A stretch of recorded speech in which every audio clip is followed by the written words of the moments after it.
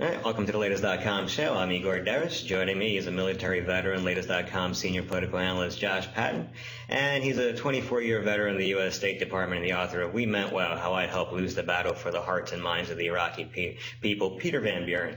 Well, on the heels of last week's attack in San Bernardino, Republican frontrunner Donald Trump has called for a complete ban on all Muslims entering the United States. And most of the Republican candidates came out to denounce him, as did Paul Ryan, Dick Cheney. But in an overnight Bloomberg poll, 65% of Republican voters say they support Trump's proposal.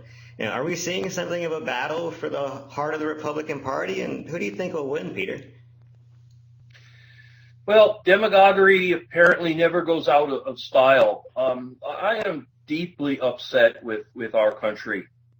I mean, Trump is simply surfing the building waves of racism and hate that have been part of our country really since 9/11. I mean, if you want to go back before that, certainly, but certainly towards Muslims, he is just sort of taking advantage of that. All those scared, angry people out there, he's feeding them the kind of angry crap that they seem to be accepting. He knows as well as anybody else how ridiculous his proposals are, but he keeps making them anyway because he gets face time, and apparently it resonates with far too many of our fellow voters.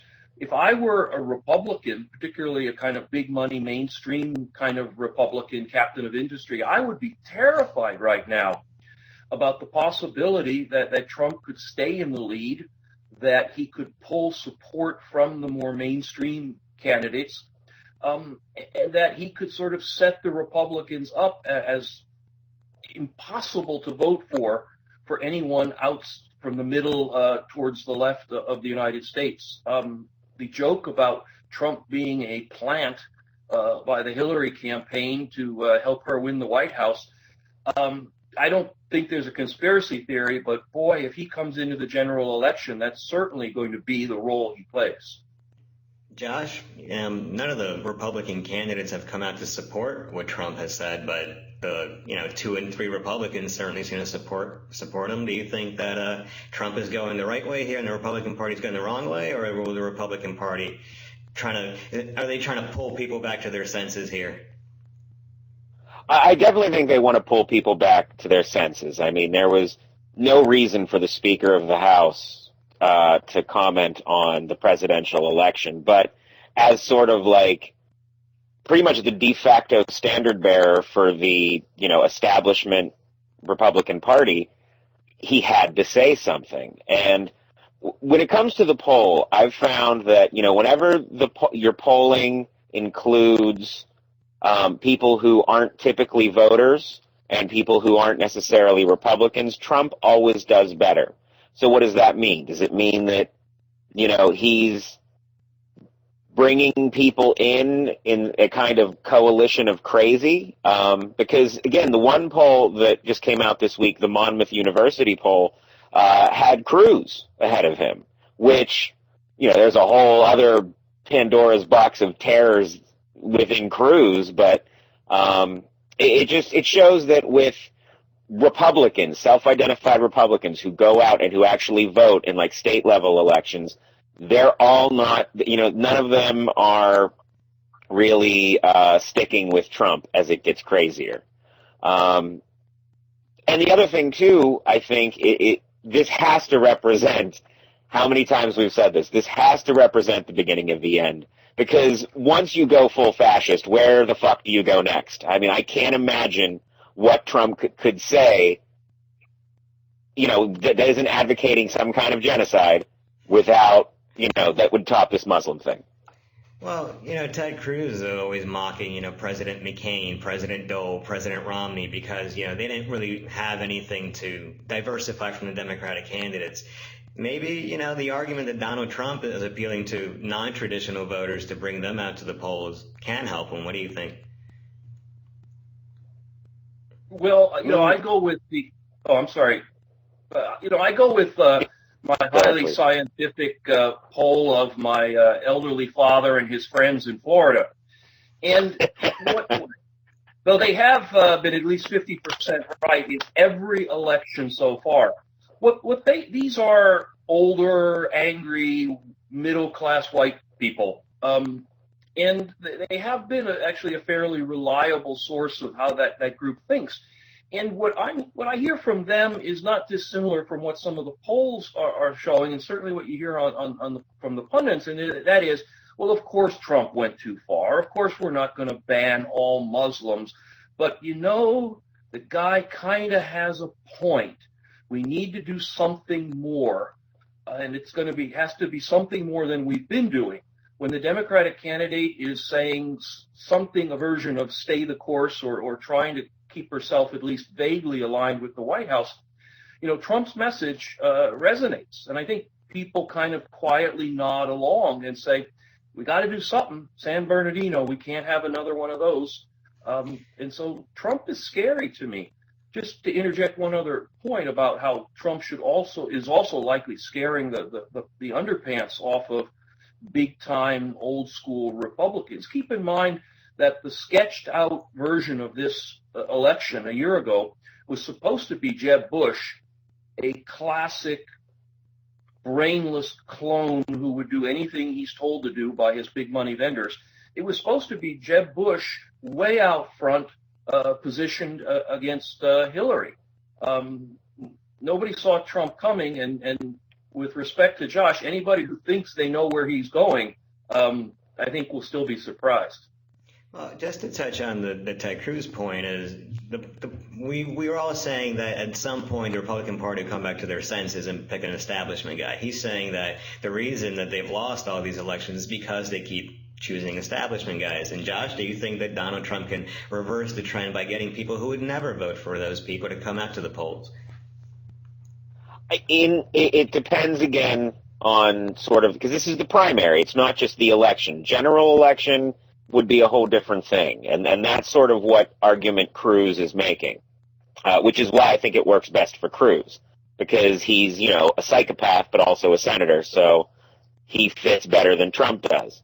But I do think that if part of Trump's organization is going into those early states, registering those voters as Republicans so they can support him, he might win primaries. I mean, that's, as Peter rightly pointed out, every time. I remember when insulting John McCain, we were like, how could Trump even think of that? I mean, that's almost, it's banal at this point. So, I mean, I don't know. I don't know if Trump can bring in the support he seems to be getting, that outsider support that is very popular. I just, I don't know if the fear thing is a consistent way to build that coalition throughout primary states, later primary states like, California, New York, PA, Ohio, places like that. Like, those places tend to pick more establishment people, and that's why the primary delegates are weighted to those states. Well, Peter, I've heard a lot of talking heads on TV say another major terrorist attack and Trump just won himself the election. Do you think that's accurate? Certainly that plays to his strengths. He is out there fear-mongering with every syllable that he can utter. And whatever happens that plays into his strengths. I think the other thing that distances Trump from the other candidates is this whole idea that he's self-funded. One of the ways the old school Republicans, the big money people, manipulate elections and or candidates, of course, is with their money. They throw their financial support behind Rubio. Rubio can buy more ads. He gets more votes, whatever. Trump, and may God not strike me for this, Trump has the Trump card of paying for it all himself, either as the Republican candidate or flipping off the whole thing and running as an independent. He is very much a loose cannon in this process, and I suspect, like I said, there's surprises yet to come from him. Oh, yeah, we've certainly seen the big money people lose out early on. Rick Perry had a ton of money, a ton of big money guys. Scott Walker did too. They're already out. Jeb Bush, we're seeing how he's doing. Josh, he spent $20 million. I was just going to say, Jeb Bush spent $20 million in New Hampshire like a month ago and lost 4 points for it, which that's never happened before. Yeah, no, it's definitely a different kind of election. But you've been saying that Ted Cruz is the guy who can unseat Trump as the front runner. Why do you think it's Cruz who was voted not just by Democrats but also his own party as the least liked senator? And I think that's why he wants to establish himself as one of these outsider guys. He wants to because he's the one who's most poised to get that Trump love and the Carson love too, because Cruz says audacious things, not in Trump's style, of course. Trump will always beat him in style points, but Cruz has his own style too, because he's a lawyer and he worked as a clerk for a Supreme Court justice. I mean, he's anything but a Washington outsider, but he's able to be those things. He will read Green Eggs and Ham in a pointless filibuster to not fund Obamacare and shut down the government and seem like a hero for it, even though all conventional wisdom says he should have lost credibility for that. So, I mean, there is something going on with the electorate that they want someone who just gets in there and fucks things up. But I do think Trump, if not now, eventually is going to finally go far enough that even people who think, banning Muslims is a good idea will be like, wait, I don't want to trust him with the military or something like that. Like, Trump is going to consume his own tail at some point. Well, all right. I remain convinced. I will eat my hat on this podcast when I'm not wearing. Go ahead, Peter. Remember, if you go way back in history to when Lyndon Johnson was campaigning, there was a very famous television commercial of a little girl picking petals off of a daisy. Johnson was running against Goldwater, who was sort of the Donald Trump crazy of his day. And the Johnson people had been putting out a lot of quiet propaganda that Goldwater was a nut who was going to start a nuclear war. They turned that whole election around with this television ad, a little girl picking petals off of a daisy while images of mushroom clouds went off. I suspect that Josh is right. I mean, Trump is going to keep pushing this until somebody does something like that to derail him, to say once and for all something that he's done. And I suspect what it'll be is some kind of really way out of left field personal attack on someone that the American people are still vaguely sympathetic to. I mean, with Trump, I could almost imagine, say, the widow of a terrorist who Trump just tears apart. I mean, an innocent woman whose husband became radicalized and whatever, and she's on TV crying, and Trump just tears into her and announces that she should be executed and whatever. And the American people just kind of realize he's gone a bit too far. As long as he sticks to insulting a billion people at a time, as many Muslims as there are. I mean, a billion people isn't anybody. You can say anything you want about them, but if you zero it down to an individual, maybe, I'm hoping, fingers crossed, that'll be too much for the American people. Who knows? He made fun of a disabled man, and I guess that wasn't somehow enough. So I guess I have to put. But he was a reporter. You can't ever go wrong shitting on the media. Right. All right. So maybe if he picks on a disabled person outside of the media, that'll be enough. Or he kicks a baby down the steps. I mean, what will be enough at this point? But hopefully, theoretically, well, he does learn, Peter. But he learns because again, we were talking about John McCain. What has he said bad about any vet since? Not a thing. He's even done stunts like, recently saying to CNN, $5 million to vets or I won't go to the next debate. And, they called his bluff, and of course he's still going, but it's $5 million for the vets because he cares about the vets now because that one was close for him. So I think, the thing that I wonder is when it really starts to look like Trump is losing ground, if he completely flips the script and starts becoming like a sensible guy. Because unless I really am in a bizarro world, he has to have some kind of rational sense. Like, he has done business with people. I mean, he walked into a room at NBC and gotten hired to host one of their biggest reality shows. Like, there has to be a sensible person in there somewhere. And the thing that I worry about is that if he busts that out, people might love that, you know? No, you're right. You're right. When you say he's learning, it's kind of scary. It's like a science fiction movie, with the robots. I kind of think of him as like a rogue AI that subsists off of infamy, and I think that's why he keeps getting stronger, because we just keep giving him the power he needs. Yeah, he's like Voldemort. The more hate there is, the stronger he gets. Right. That's about right. Yeah, my worry is that he's actually, resonating with a lot more Americans than we think. There was a survey that came out in November that said 56% of Americans believe that Islam is not compatible with American values. And there was another similar poll, almost the exact same numbers, said that when Ben Carson was asked if a Muslim should be president, he said no. 60% of people agree with that. Now, are Muslims so much at odds with American values, and is Donald Trump tapping into a larger group than we think? Peter? Well, I think the false image a lot of Americans have of Muslims certainly plays that role. Our country has never been particularly embracing of other religions. Keep in mind, during the 1950s and even in the early 60s, if you were Jewish, your chances of getting into an Ivy League school were diminished. There were hotels that wouldn't rent to Jews.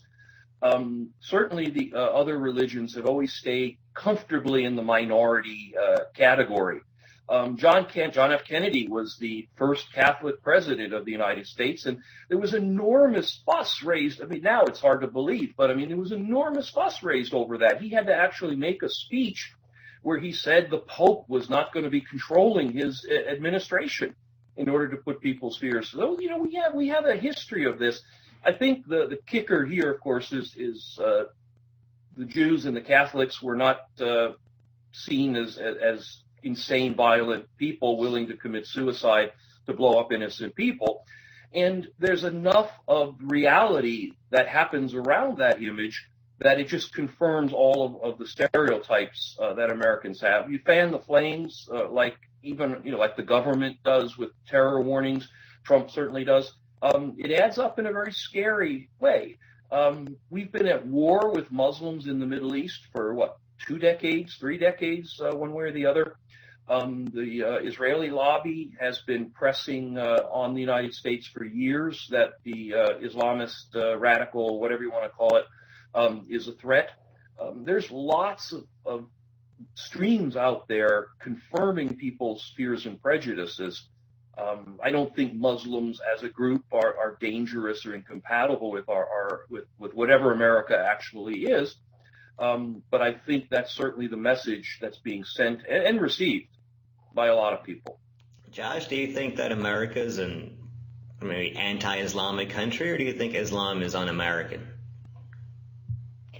Well, ironically, it feels like all religion is un-American, in that, if you are a fundamentalist and fundamentally go into the text, it says there's always something about why people who don't believe in your book are bad, to varying degrees. So in that respect,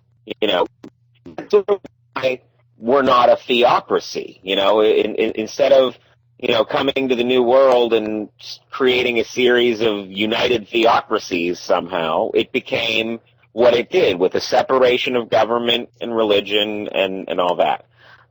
So the problem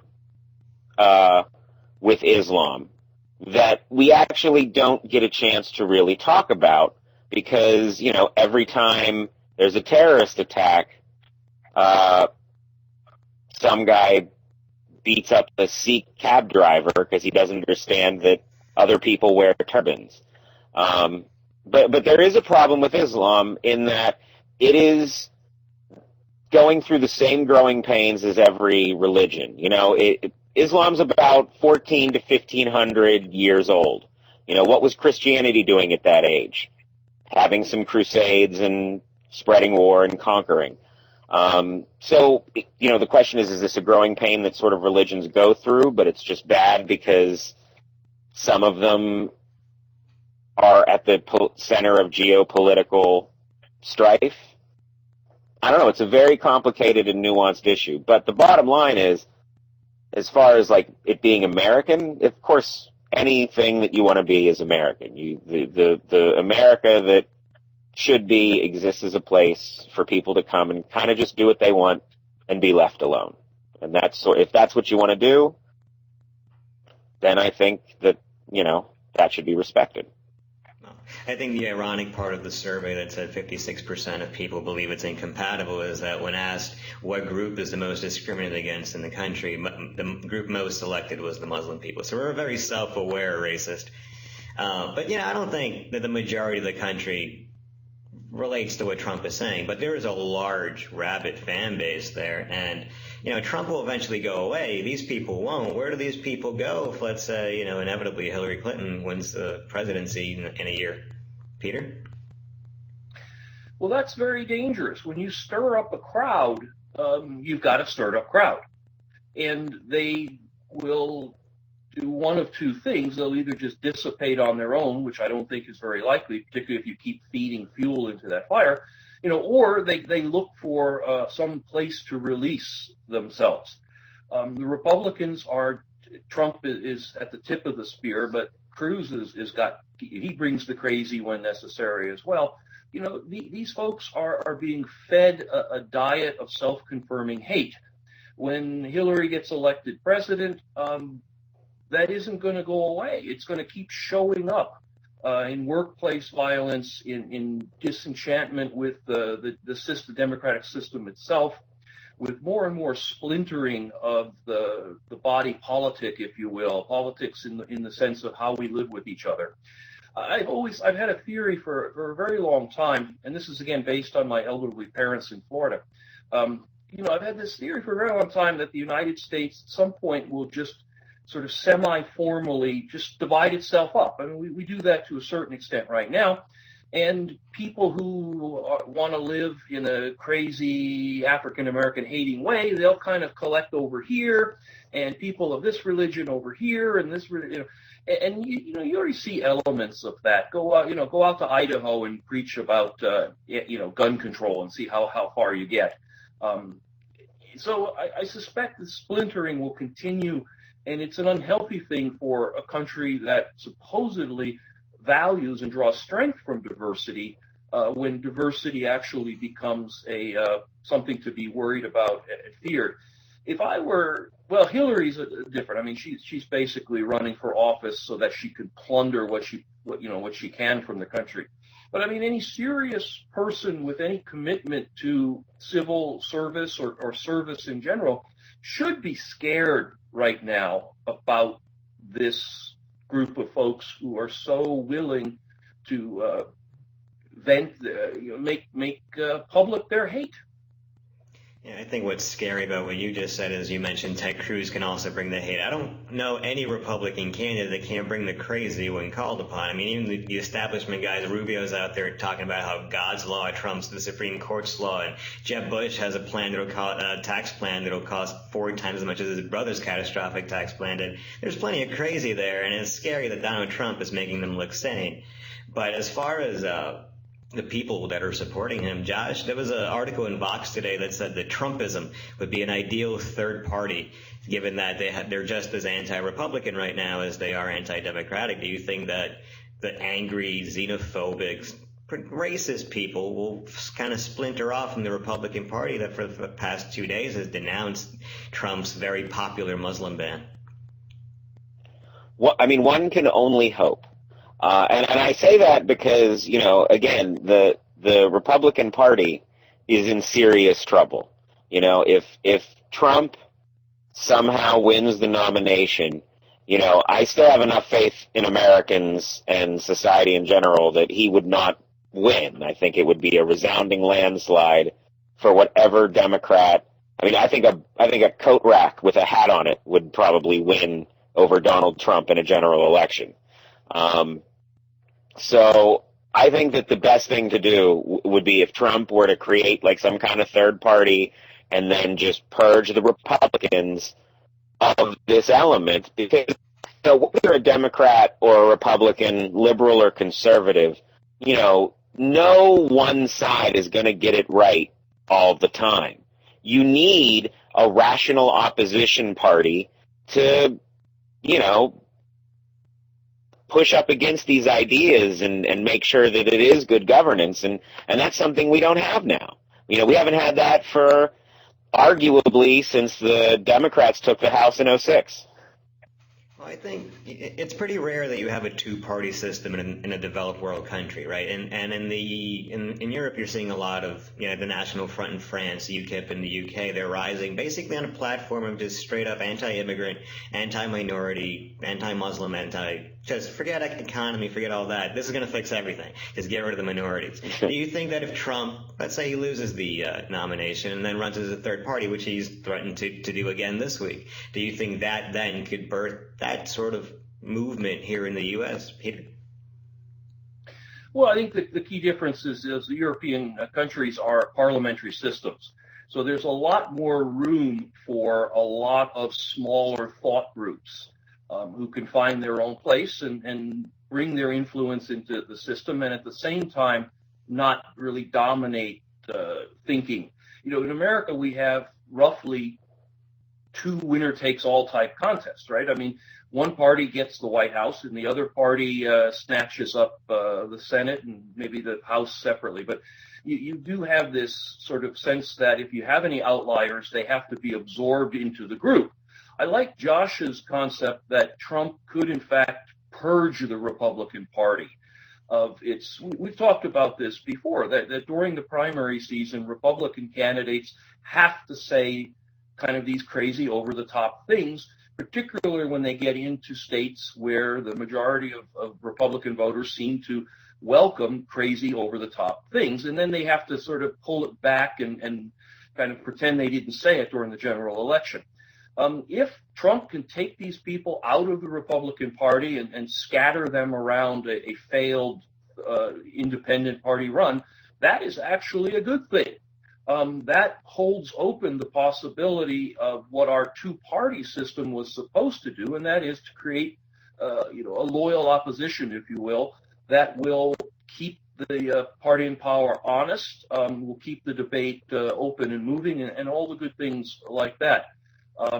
But if Trump fails to take them with him, you're looking at potentially a huge alienation within the Republican Party. A lot of it, I think you'll see this, for example, with Democrats this time. There's a lot of Democrats who aren't fond of Hillary, but certainly would never vote Republican. They'll just stay home.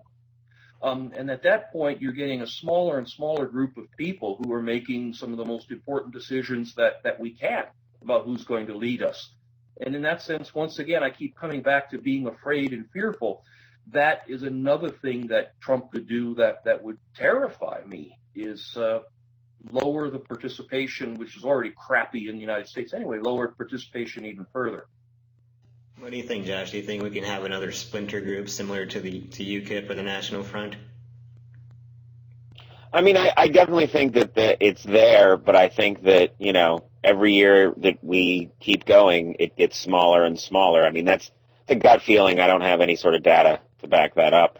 One of the things that Peter was talking about, I think, well, it made me think of something sort of, the part of what you're saying is because there aren't really leaders in the parties right now. I mean, and I hate the storybook bullshit of politics, the idea of like the party coming together behind this person with great ideas and all that. But we kind of need someone to at least aspire to that.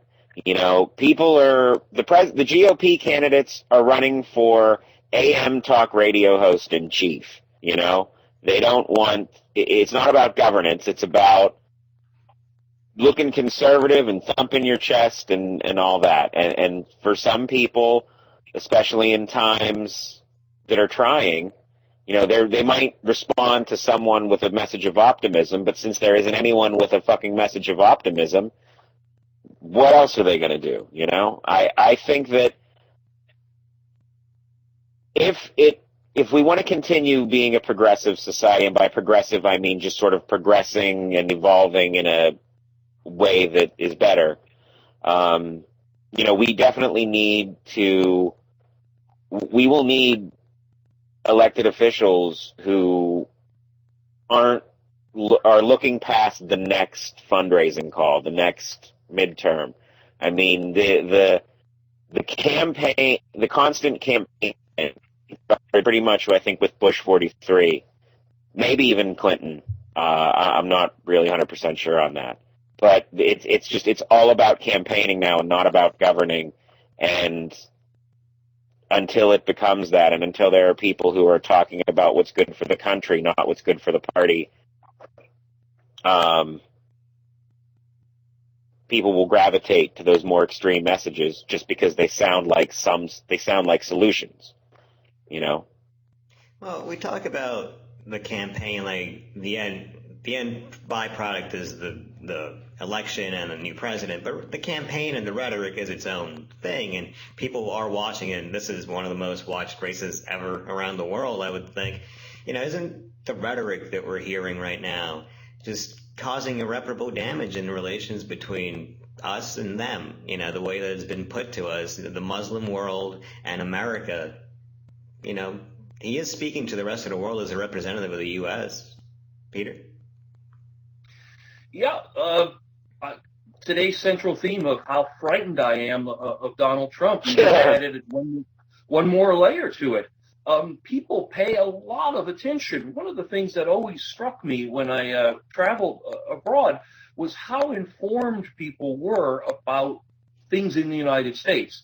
Americans' ignorance is kind of a standing joke throughout the world, but even people who kind of imagine themselves, Americans who kind of imagine themselves generally well informed, tended to be less informed than a lot of foreigners that I met. And particularly, they watch very closely things like the presidential race, because America controls in large part the world economy. Foreigners and foreign countries have extraordinary amounts of money in our stock market and our treasury bonds and things, and watch that very carefully. And they know that America is a big, clumsy giant when it comes to military adventures, and they watch that very closely as well.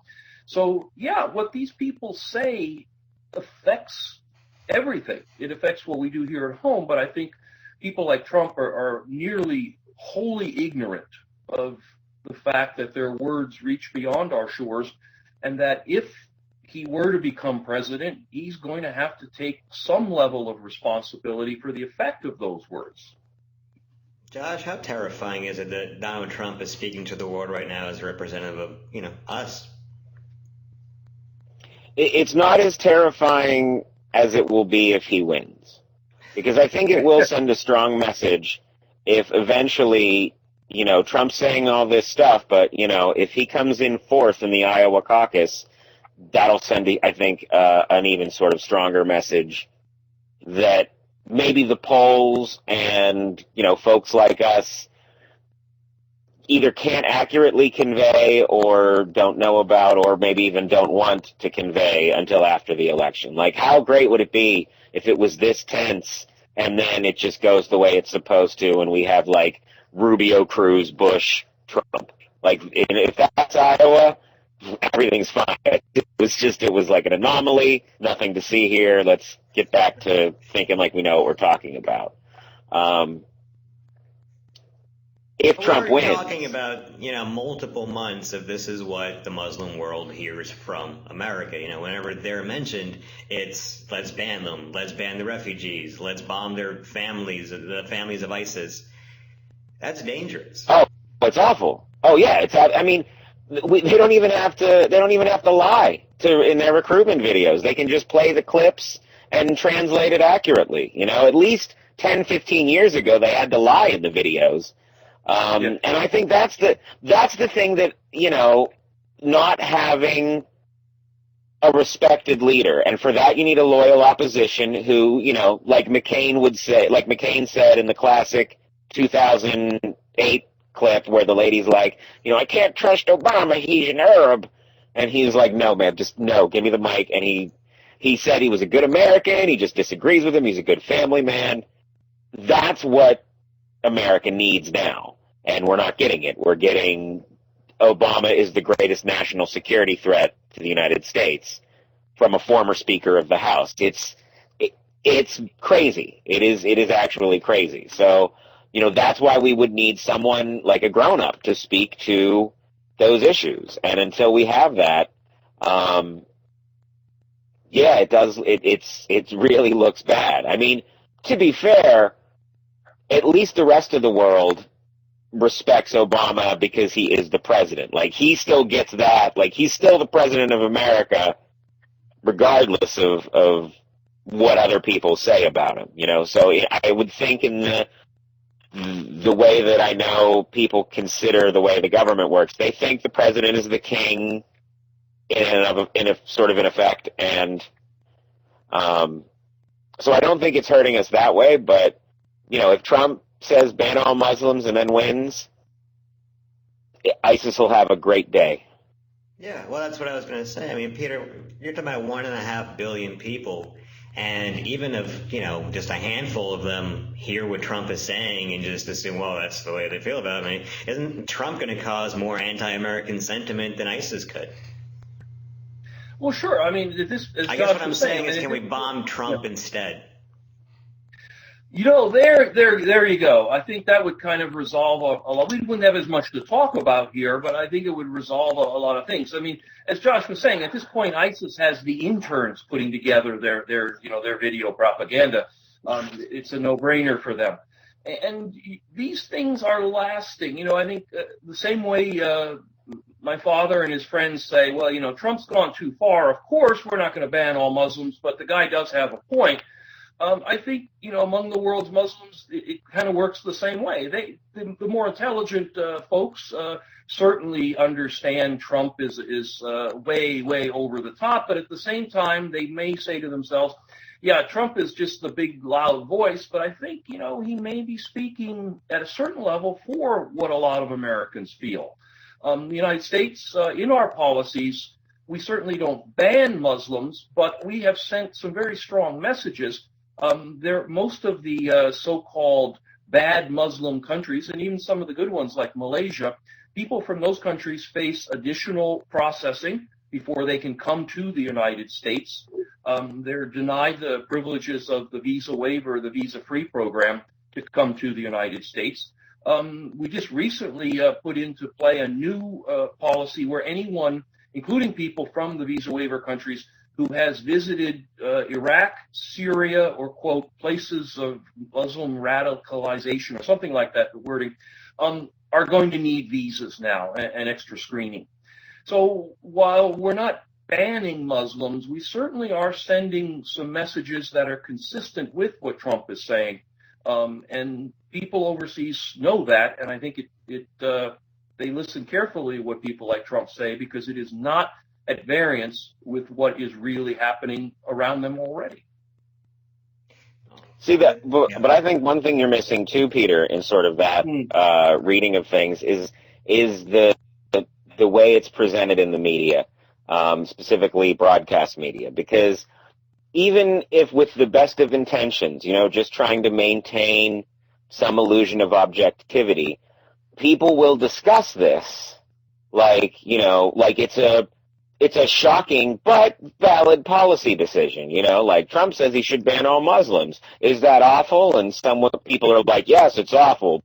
Well, no, it's not that awful. So I don't think there's nuance to it. I think that the Muslim community in America is probably more aware than ever of sort of the growing, the Trump stuff is just the icing on the cake. Like, that's just sort of the buildup. That's where it's going. I think that there needs to be a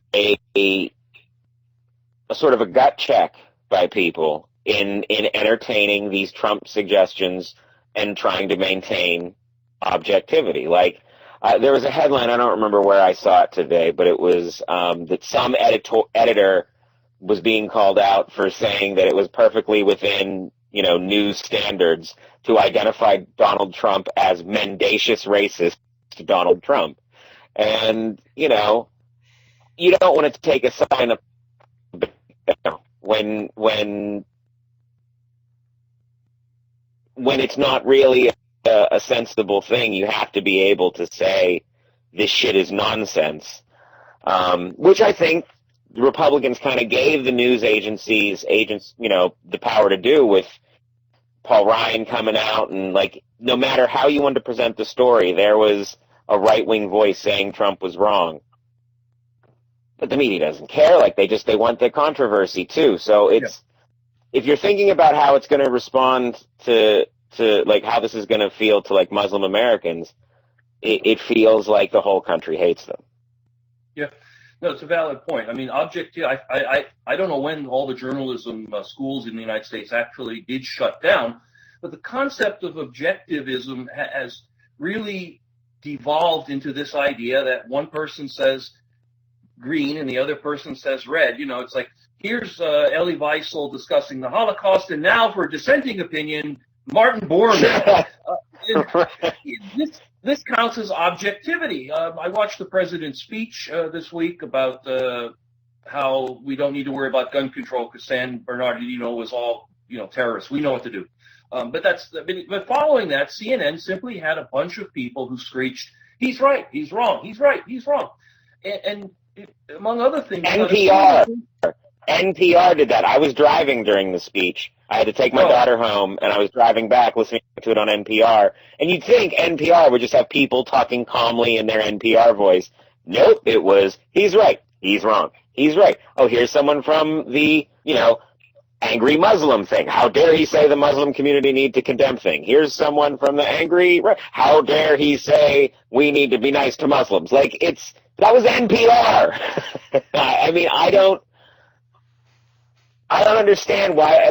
America, get your shit together, Just, come on. Like, can we please do that? It's not humorous anymore. That was a tepid speech, but it was a tepid speech. It evoked no sort of emotion because it was things people should have known already without him having to interrupt primetime Sunday TV to tell us this. That's right. And of course, I mean, as an example of the function of journalism or lack thereof of his speech, first of all, he made an absolute factual error in saying that the woman who was the shooter, the female shooter, came to the United States on the visa waiver program. That's factually wrong. She came with a visa, and you got to.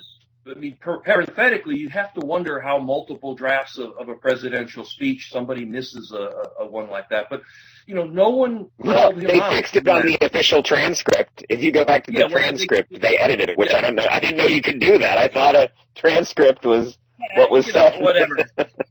Down the memory hole. But the other thing, for example, that is missing from the media's discussion of that speech and the discussion of ISIS in general, for example, is the role of Saudi Arabia in all this. I don't want to take us off topic, but using it as an example of where the media just doesn't pay any attention at all and doesn't really care. Obama wants to get some kind of UN conference together to discuss how to choke off terrorist funding. Well, yeah, but that's all going to happen. The only person involved is Saudi Arabia. Yeah.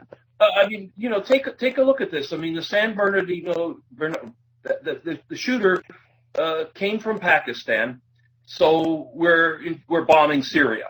It's these kind of things that nobody in the media wants to talk about.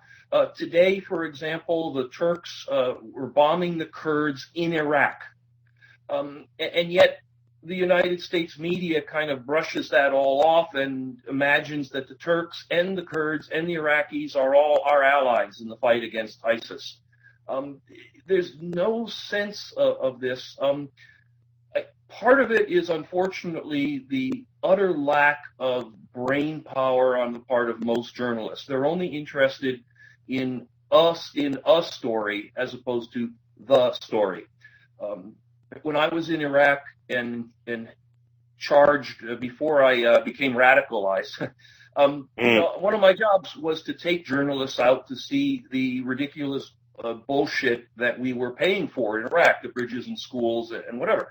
And I never really had much experience with this in the State Department, and I was shocked at how easy it was. I didn't really have to work hard at all. I would just say, before this road was built, I don't know, little kids could not go to school, and so they stayed home. But once we built this road, children could go to school, and families sent their daughters to school for the very first time. Victory is ours. And people just said, "Oh, okay." And it wasn't a State Department official told us.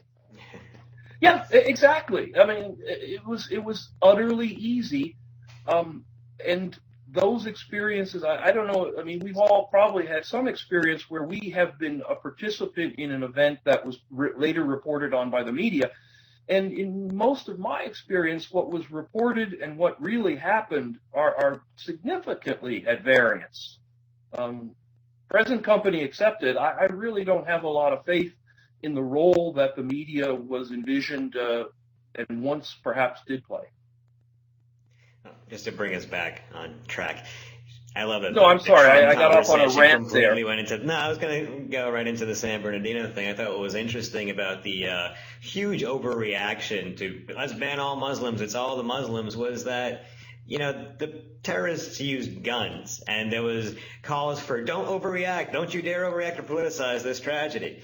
The parents of Saeed Farouk were placed on a terror watch list after the attack, which means they could still go and stock up on AR-15s. What the fuck's the point of a watch list?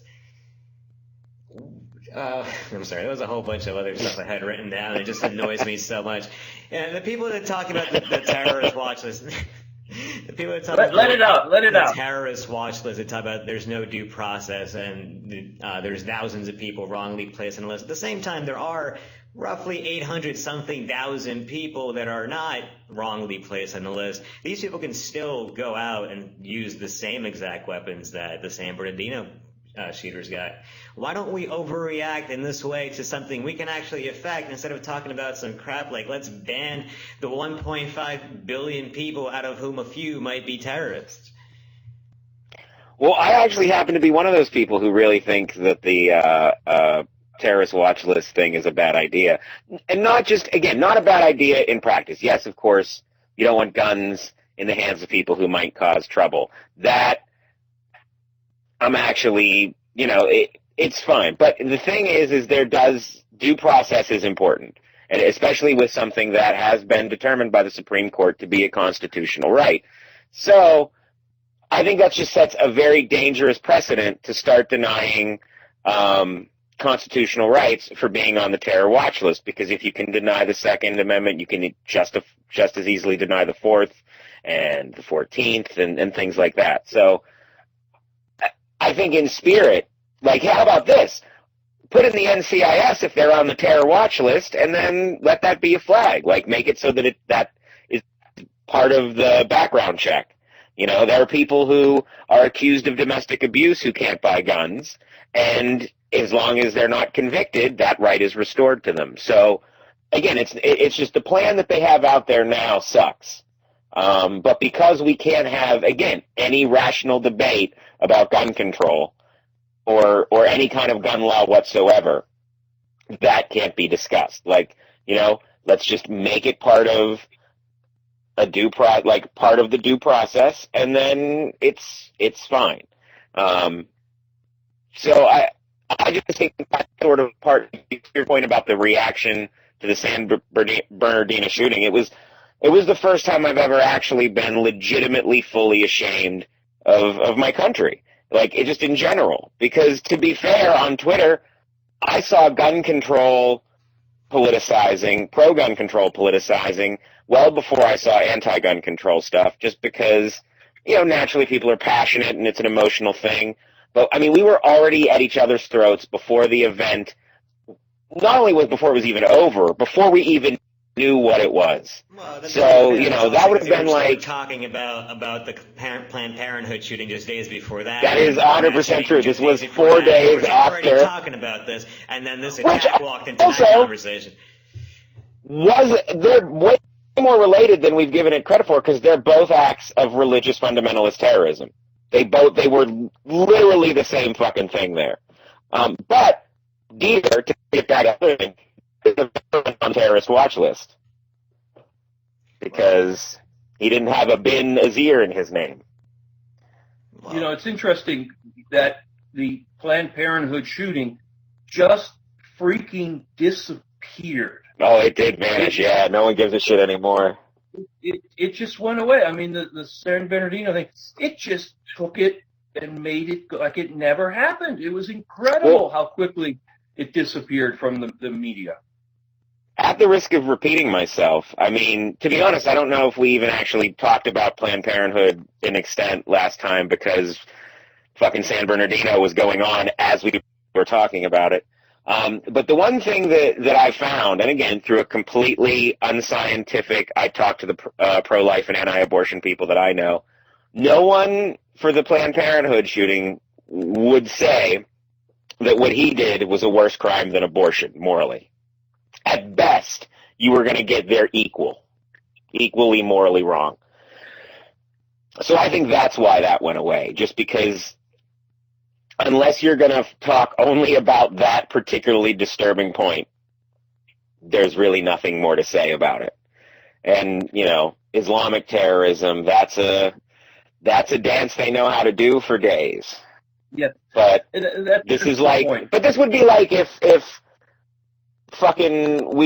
was like 2003, 2004 pundit clashes on September 12th, the way we reacted to San Bernardino.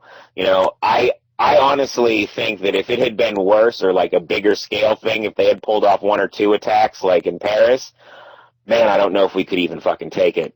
And I don't know what would happen. But I think that is sort of the problem, is that the things that should bring us together, like the aftermath of terror attacks, just makes us further divided, which that's the scary part. Can you imagine there were, 14 people killed in San Bernardino? And, my condolences to the families. But, imagine what our country would be doing if there was something on a larger scale, a third of a 9/11, whatever. Something that really involved the kind of terrorism that we sort of almost seem to be waiting for, I guess. It would just destroy us. I think the thing, though, coming out of San Bernardino on a minor scale that emphasizes our full of shittedness is how almost instantly the discussion turned from guns to the safe ground, the go-to of anti-Muslim terrorist stuff. Obama's speech didn't have a word about gun control that I could pick up. He right did after mention what shooting, I mentioned about the watch list.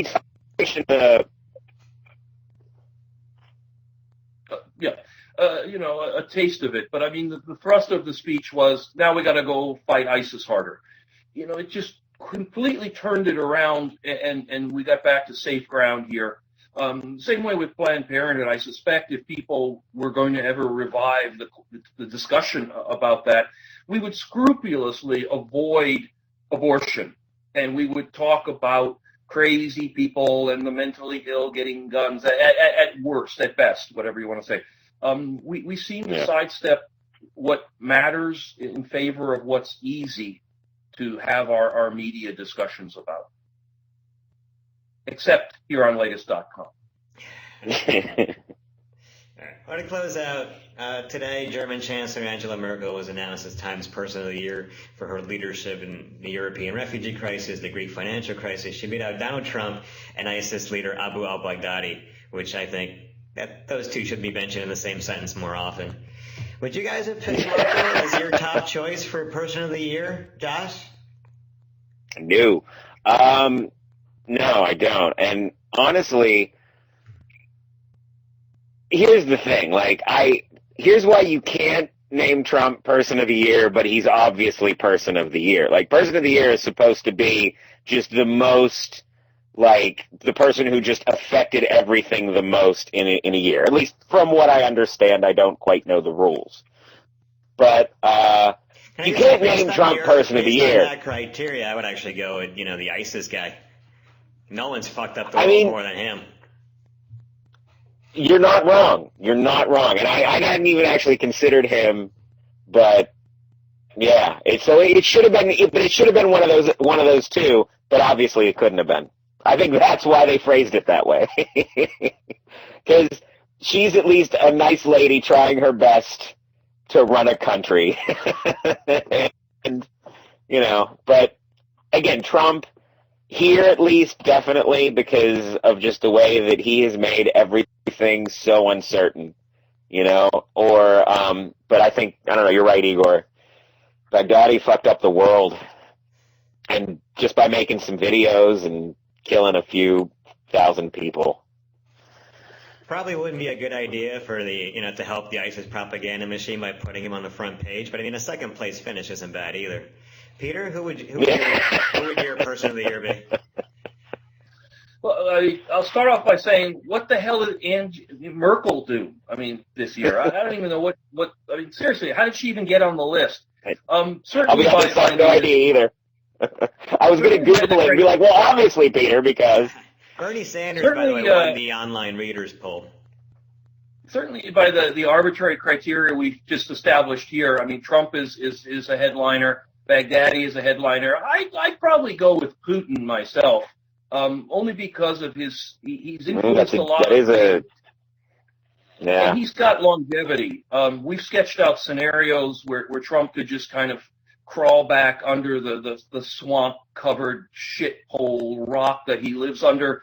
Al-Baghdadi is largely symbolic of something that we've probably willed into being in the United States and exaggerated things. But Putin is there. He's been there. He's going to be there.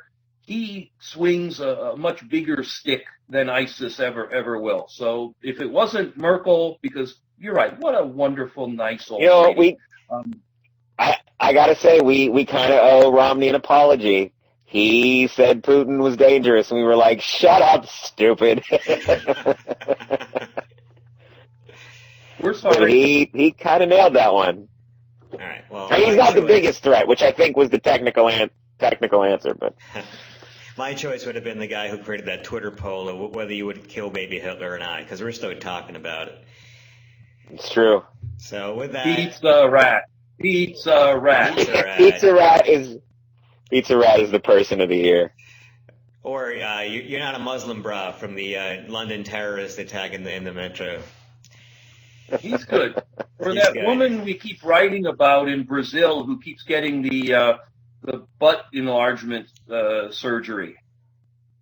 She's doing the Lord's work, Peter. You should put us in charge of the Time Magazine list. With that, we're going to go send our resumes to Time. Thank you guys for joining us. Tune in next week. Keep reading Latest.com.